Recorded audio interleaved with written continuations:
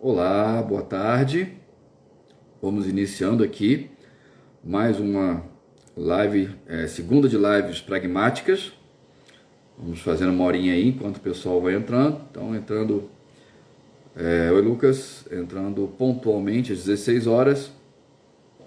E dessa vez para tratar de um tema muito importante, que é, enfim, oi Eric, que a gente tem praticamente o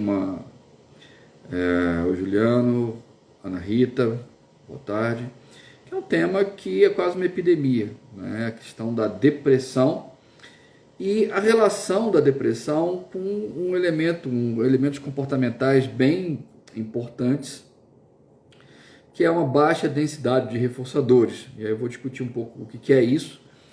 Essa foi uma sugestão do Gustavo Assi, né, para a gente debater um pouco os efeitos comportamentais da baixa densidade de reforçadores, e o efeito mais característico disso é a depressão. Então, antes de começar propriamente dito, só relembrando, o vídeo dessa live vai ficar disponível hoje ainda no Rios, da Pragmática Psicoterapia e Cursos. Depois ele será feito o upload dele para o nosso canal do YouTube. Então lembre-se de se inscrever no nosso canal do YouTube, curtir nossos vídeos. Tem vários vídeos lá interessantes sobre temas de análise do comportamento, psicologia, comportamento verbal. Oi, Caltra, quanto tempo? Bem-vinda. Então, Wilker, Maria José, bem-vindos, bem-vindas. Então vamos falar um pouquinho sobre, primeiro, o que viria a ser a baixa densidade de reforçadores. Então, o que acontece? Ao longo do nosso dia a dia, nosso comportamento ele vai ser mantido por reforçadores. Então, são aqueles estímulos que, uma vez tornados consequentes ao nosso comportamento, eles vão tornar o nosso comportamento mais provável. Utilizando da maneira bem simples, uma pessoa que ela tem várias atividades no seu dia a dia, que tem um dia repleto de conversas com amigos, trocas com amigos ou familiares no WhatsApp, por exemplo, ou interações em redes sociais. Uma pessoa que gosta de ler, então ela lê o seu livrinho, que ela gosta de assistir um seriado, ela assiste o seriado, que ela pratica um esporte que ela gosta e coisas do gênero, que ela tem um trabalho que lhe seja estimulante, que as relações com as pessoas do seu convívio sejam agradáveis, prazerosas. Em termos bem pedagógicos, nós vamos considerar que essa pessoa tem acesso a muitos reforçadores. Ao mesmo tempo, oi linda, boa tarde, você quer entrar ao vivo, é isso? Responde aí pra gente, que você fez a solicitação aqui. Ao mesmo tempo, pessoas que conseguem evitar de uma maneira eficaz estímulos aversivos, nós também dizemos que seu comportamento ele é reforçado. Então, pessoas que conseguem lidar bem com críticas, pessoas que conseguem resolver problemas do seu dia a dia. Então tranquilo, vamos seguindo junto aqui, linda. Pessoas que, sei lá, quando estão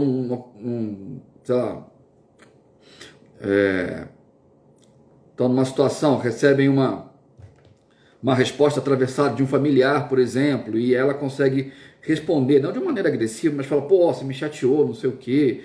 Ou, sei lá, uma pessoa que recebe um pedido que ela não quer cumprir, né? Então, sei lá, vai no mercado para mim, e ela não quer fazer isso, ela consegue dizer não. Então, ela é uma pessoa que ela consegue evitar estímulos aversivos. Então, nós dizemos que essa pessoa também tem seu comportamento reforçado. Só que, diferentemente do primeiro caso, que dos exemplos que eu dei eram reforçamentos positivos, no segundo caso nós temos reforçamento negativo. Tá? Então, uma mãe que, por exemplo, o filho está ouvindo um som alto, que ela consegue pedir para o filho abaixar o som, e esse filho abaixa o som, né? Então, nesse caso, nós estamos falando de uma pessoa que está conseguindo, sim, manejar bem seu ambiente, ou seja, ter seu comportamento, boa tarde, Marcelo, de ter seu comportamento, ter repertórios comportamentais que produzem tanto reforçadores positivos quanto reforçadores negativos, ou seja, retira reforçadores negativos do seu ambiente, retira estímulos aversivos do seu ambiente. Então, essas pessoas, elas geralmente elas têm uma interação que eu costumo dizer uma interação mais bem sucedida com o ambiente, ou seja, elas têm uma alta densidade de reforçadores positivos, elas conseguem ter acesso àquilo que elas gostam, acesso àquilo que elas querem, elas conseguem defender os seus interesses. Então, por exemplo, sei lá, um casal, eles estão definidos onde é que eles vão jantar numa quarta-feira à noite, tá? Então, digamos que a esposa, ela quer, sei lá, ela quer comer camarão, e esse marido só quer saber de ir para a churrascaria. Então, se ela fala, olha, não, vamos comer camarão dessa vez, ela negocia, blá, blá, blá. Nesse caso, e ela consegue convencer esse marido a ir comer o camarão, ela está agindo de uma maneira bem sucedida em relação ao seu ambiente, porque ela tem atendido aquilo ali, naquele momento ela se comporta e o seu comportamento ele é reforçado na interação com esse marido, né? Então, isso vai acontecer em diversos exemplos. Nosso comportamento, ele, o tempo inteiro, ele produz consequências que os mantém ou diminui de frequência e por aí vai. O que vai acontecer na depressão em muitos casos, tá, gente? Muitas pessoas, elas simplesmente nas suas interações sociais, os comportamentos dela raramente são reforçados. Então, pede o filho para baixar o som, o filho não abaixa o som ainda dá uma patada nela. Convida uma filha pede uma filha para ir ao médico acompanhá-la, uma consulta médica, essa filha não vai, né? Então esse comportamento não é reforçado. No trabalho, né? Pede para marcar suas férias, aí o chefe não marca as férias quando ela pediu, marca num período que ela não quer, ou troca as férias dela sem avisá-la. Então, o que vai acontecer? As pessoas depressivas, em geral, isso é um efeito em longo prazo da baixa densidade de reforçadores positivos. Então, em que a pessoa, além dela ter pouco contato com reforçadores positivos, né, eu estou falando aqui de maneira bem didática, a gente não pode nem definir reforçador positivo só desse jeito, isso aqui é só para vocês entenderem, e uma pessoa que entra frequentemente em contato com os estímulos aversivos de grande magnitude, são pessoas que provavelmente vão acabar desenvolvendo padrões comportamentais característicos da depressão. Porque vamos pensar comigo, como é que vai ficar a motivação dessa pessoa a levantar da cama se o resto do dia dela ela vai passar fazendo obrigações, atendendo aos outros ao invés de atender a si mesma, né? Então, uma pessoa que ela vai cuidar dos outros, vai cuidar do filho, vai cuidar do marido, vai para o trabalho, no trabalho vai fazer tudo que pedem para ela, e enfim. Então, é uma pessoa, ela vai sofrer abuso dos colegas, abuso do chefe. Então, é uma pessoa que, por que eu vou para o trabalho de manhã? Por que eu vou levantar da cama, né? Então, por que eu vou investir em mim mesmo? Tá? Então, esse é um efeito muito comum dessa baixa densidade de reforçadores e do grande contato com estímulos aversivos, que vai desenvolver um quadro depressivo. Então, essa pessoa provavelmente ela vai deixar de ver graça nas coisas que ela via antes. Ela vai deixar de confiar nas pessoas. Ela vai achar que as pessoas, de modo generalizado, estão mais interessadas em abusar delas, em obter vantagens em relação a ela, do que necessariamente ter uma relação genuína e afetuosa com ela. Então, esse caso vai ter um dos efeitos mais comuns da depressão, que é a apatia, a avolição, né? A perda de vontade de fazer as coisas. Então, vai aparecer uma espécie de ausência de para quê? Para que eu vou fazer as coisas? Se eu vou só tomar crítica, se eu vou só tomar bronca, se eu não vou ser parabenizada, se eu não vou ser elogiada, se eu não vou ser reconhecida, certo? Então, isso vai acabar resultando, sim, em quadros depressivos. E aí, um tratamento que a gente vê quase que ubíquo, né? Ou seja, que a gente vai ver quase todo tratamento da depressão do ponto de vista comportamental, ele envolve um aumento na densidade de reforçadores, né? Em que a pessoa ela comece a se engajar em atividades que ela goste de fazer. E é muito interessante porque na nossa cultura é muito comum que o comportamento de você ajudar os outros, de você ser solícito, de você agradar os outros, de você ser reconhecido como uma pessoa boa, como uma pessoa companheira, como uma pessoa resolutiva e independente, isso é muito admirado socialmente na nossa cultura. E aí, isso pode acabar gerando um padrão de pessoas que ficam tentando agradar os outros o tempo inteiro. O que a gente vai chamar, tecnicamente, de inassertividade, no caso, uma passividade, uma submissão. Então essa pessoa ela aprendeu nas suas relações, principalmente ao longo da sua história de vida, que o lugar no mundo dela é esse, né, de agradar os outros, de fazer aquilo que os outros pedem para ela, de se submeter ao marido, ao filho e vice-versa, né, o marido se submeter à esposa, aos filhos e por aí vai. Tem gente que é submissa até ao próprio cachorro, gente. Então é bem engraçado isso. E essas pessoas, elas se adaptam muito bem. Elas se adaptam muito bem às outras. Por quê? Porque elas foram feitas para agradar, né? Então, isso traz uma consequência que é assustadora quando a gente se depara no consultório. Porque você pergunta para essa pessoa o que ela gosta, se ela gosta de viajar para a praia ou uma montanha, né? Se ela gosta de viajar para uma cidade pequena, para uma cidade grande, se ela gosta de ir para museu, se ela gosta de ir para uma galeria de compras, é uma pessoa que ela não sabe, né?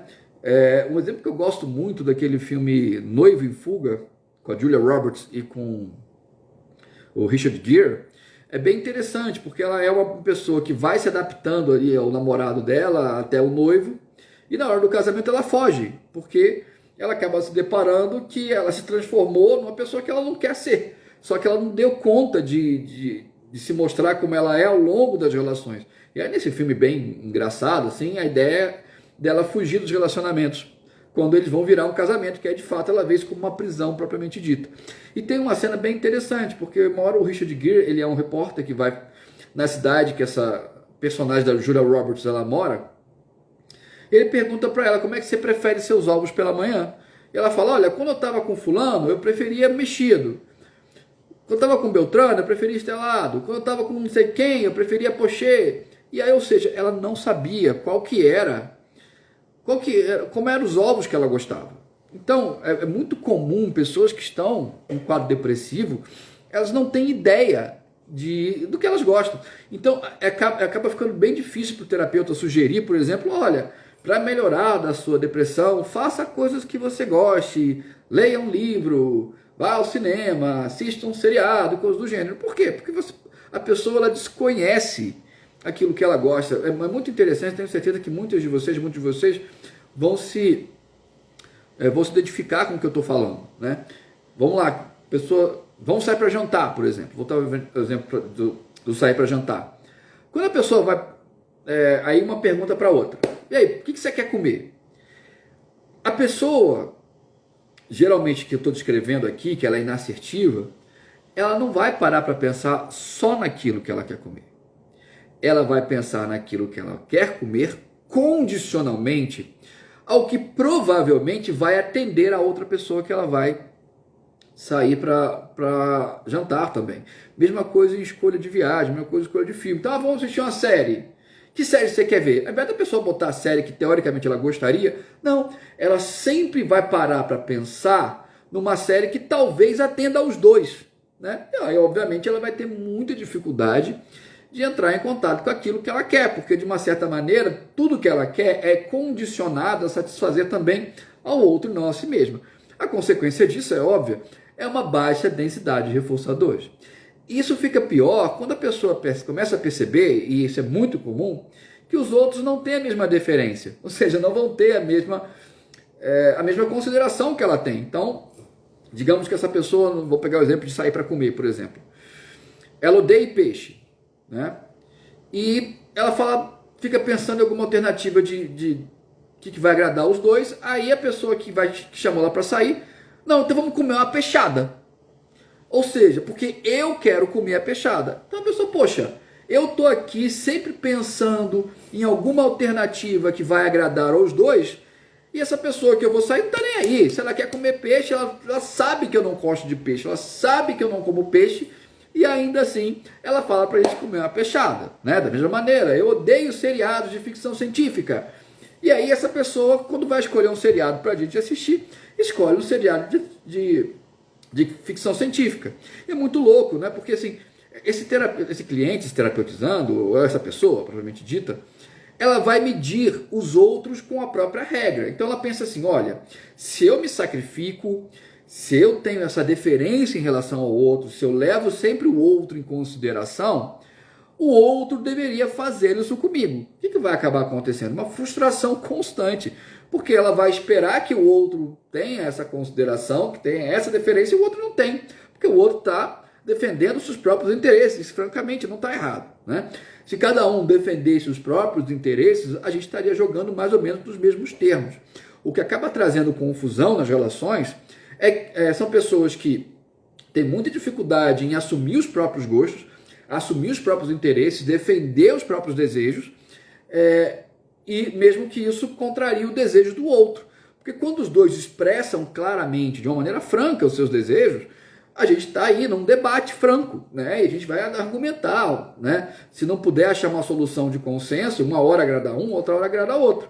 Por outro lado, se nós temos uma pessoa que ela fica adivinhando o que o outro quer, se ela sempre fica levando em consideração aquilo que o outro quer, fica tentando se adaptar para agradar o outro, ela raramente vai entrar em contato com os reforçadores, aquilo que ela quer, e ao mesmo tempo ela vai ter uma grande frustração, porque ela vai presumir que o outro, se gostasse dela, faria a mesma coisa. E aí nós temos um outro desdobramento aí muito importante, porque olha que maluco.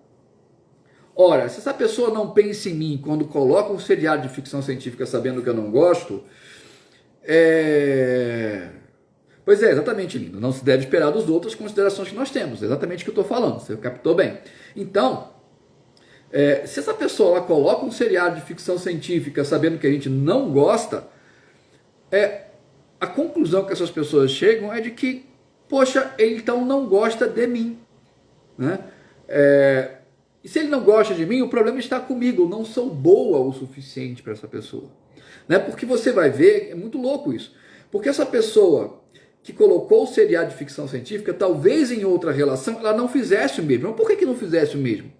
Não é nem porque ela gosta mais daquela terceira pessoa, e sim porque essa terceira pessoa, ela defende os próprios interesses. Então fica numa situação muito cômoda, né? A pessoa que coloca, né, estou exemplificando, coloca o seriado de ficção científica, ela não vai se preocupar com a pessoa inassertiva, porque essa pessoa inassertiva raramente se impõe, raramente reclama.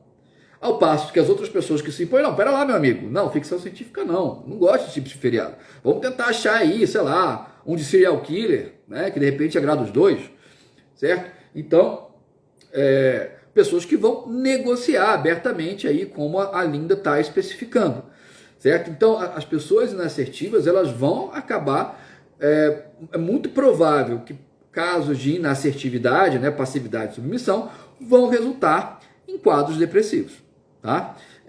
Justamente porque essas pessoas vão ter baixo acesso a reforçadores positivos e vão entrar em contato com estímulos aversivos, como, por exemplo, comer peixada quando não quer comer peixada, ou assistir um seriado de ficção científica quando não é isso que ela gosta, né?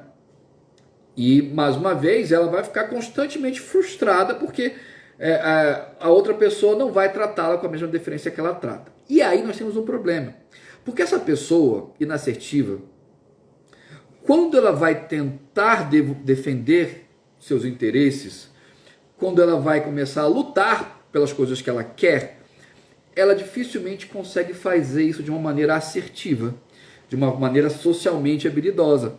Geralmente ela vai fazer isso de uma maneira muito agressiva. Por quê? Porque a situação chegou numa aversividade tão grande que não basta só a pessoa conseguir o que ela quer, o sofrimento da outra vai passar a adquirir funções reforçadoras sobre o seu comportamento, né? E aí é um sintoma muito comum que a gente também observa em quadros depressivos, que é a irritabilidade.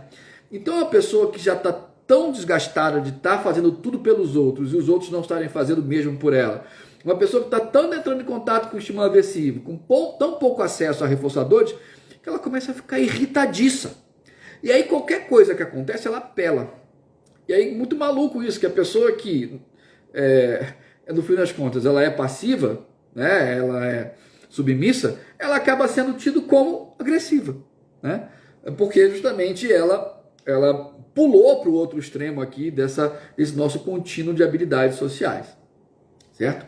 Então, esse é caso muito comum que acontece nos consultórios, né? Em que as pessoas acabam tendo muita dificuldade em enxergar isso. É muito comum a gente receber pessoas do nosso consultório com queixa de depressão. Ah, eu te procurei porque o tal psiquiatra, né, ele falou que eu tenho que fazer terapia, ele recomendou você. Ou recomendou a clínica que você trabalha, enfim, ou o convênio que você atende, tanto faz. E aí, o terapeutizando, né, eu chamo de terapeutizando, ele não sabe que, na realidade, essa depressão dele decorre de uma baixa densidade de reforçadores e que essa baixa densidade de reforçadores decorre da inassertividade, né, desse padrão passivo e submisso nas suas interações sociais. E aí o tratamento, não basta você falar para essa pessoa, olha, faça mais coisas que você goste, se imponha mais, corra atrás dos seus próprios interesses, se imponha, não é simples, né? Ela não, exibir repertórios socialmente habilidosos requer um trabalho muito intenso do terapeuta, né? Inclusive existem técnicas específicas para isso. Em psicoterapia comportamental pragmática, a gente utiliza o termo de habilidades sociais assistemático, mas a literatura de terapia comportamental tem, né, o termo de habilidades sociais, treino assertivo, com vários nomes aí, que eles são fundamentais para a gente tratar esse tipo de coisa. Então, muitas vezes, a depressão, né, ela não é uma doença em si mesma. Então, ela vai se constituir num efeito colateral de um arranjo comportamental. Nesse caso, né, principalmente a baixa densidade de reforçadores. E essa baixa densidade de reforçadores, normalmente, ela vai decorrer de baixos repertórios de habilidades sociais. Aí alguns de vocês devem estar me perguntando, mas será que se uma pessoa que está numa relação abusiva, violenta, né, será que não é porque ela não tem repertório, é porque realmente ela não tem escolha, né? Nesse caso, sim, né? A pessoa não consegue nem ser assertiva quando está numa relação violenta ou abusiva, enfim. E sair de uma relação desse tipo não é nada fácil. E a gente vê isso todo dia. Aí a gente vê casos de feminicídio, por exemplo, de parceiros que não aceitaram o fim de uma relação que era abusiva e acabaram matando a sua ex-companheira, tá? Então isso é um caso sério. E obviamente uma pessoa que nem se ela for tentar, ela não consegue nem tentar ser assertiva, porque aí ela vai entrar em contato com estímulos aversivos de maior magnitude, né, como agressão física, aí é outra história. Essa pessoa tem que conseguir ajuda de alguma maneira, e aí a gente tem que, nós psicólogos, profissionais da área de saúde, temos que pensar em alguma maneira de ajudar essas pessoas a enfrentar essa situação, certo? Gente, era basicamente isso que eu queria falar para vocês hoje. Eu acho que é um tema bem relevante. Obrigado para quem entrou aqui na live, ficou até agora. Eu vou abrir para perguntas, comentários e considerações para quem tiver interesse.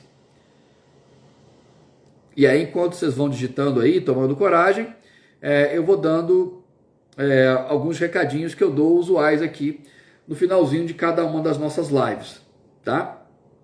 Em breve nós teremos uma nova live falando sobre terapias contextuais, se não me engano daqui a 2 semanas, tá?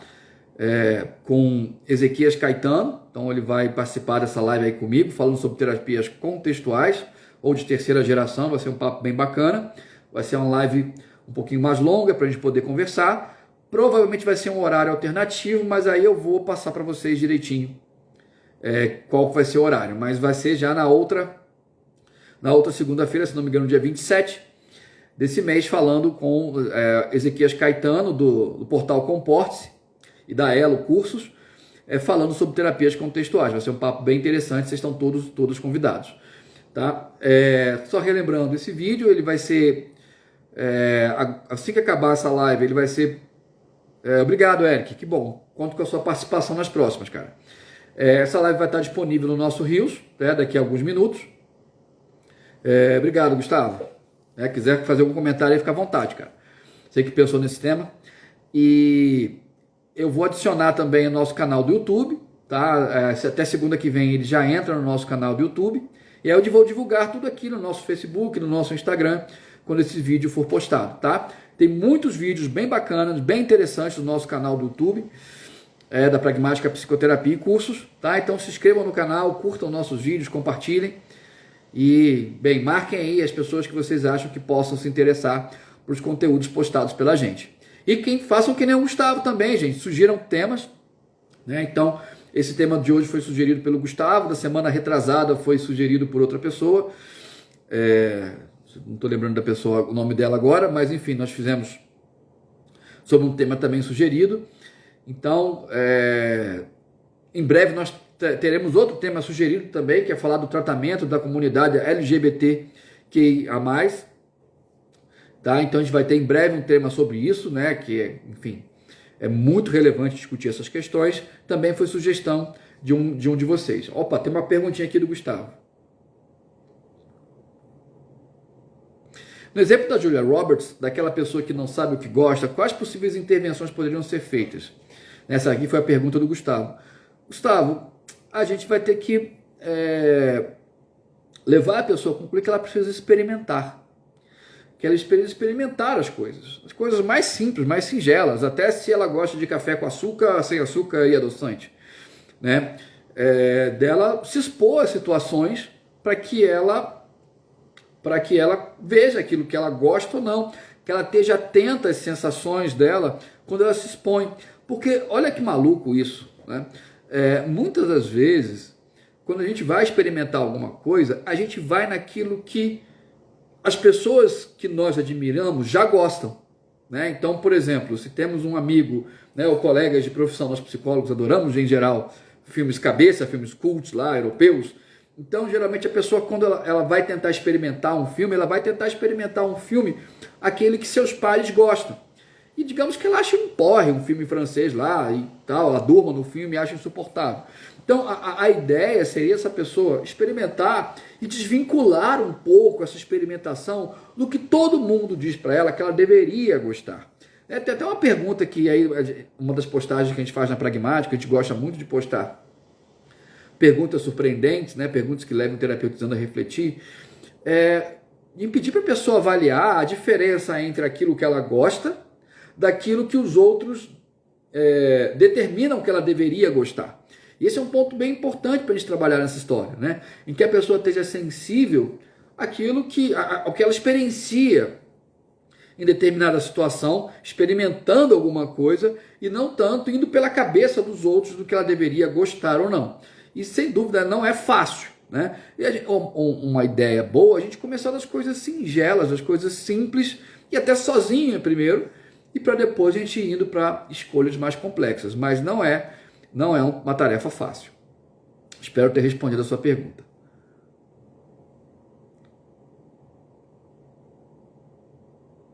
Eu gosto muito de perguntar também, né? Assim, vamos lá, se você fosse fazer o ovo para você sozinha, né? Ninguém tivesse te vendo, ninguém tivesse te olhando, não tivesse ninguém por perto, como é que você faria o seu ovo, né? Enfim, se você tivesse uma jukebox de ovos, então você pudesse escolher o ovo que você quisesse, não tivesse ninguém por perto, tivesse numa cidade sozinha lá, né? Qual que você escolheria? E aí a gente vai usar assim esses cenários hipotéticos, por exemplo. Eu acho que é uma alternativa bem bacana para a gente utilizar, certo? Então, gente, é isso. Estamos chegando aí a meia hora de live, certo? Obrigado pela participação de todo mundo.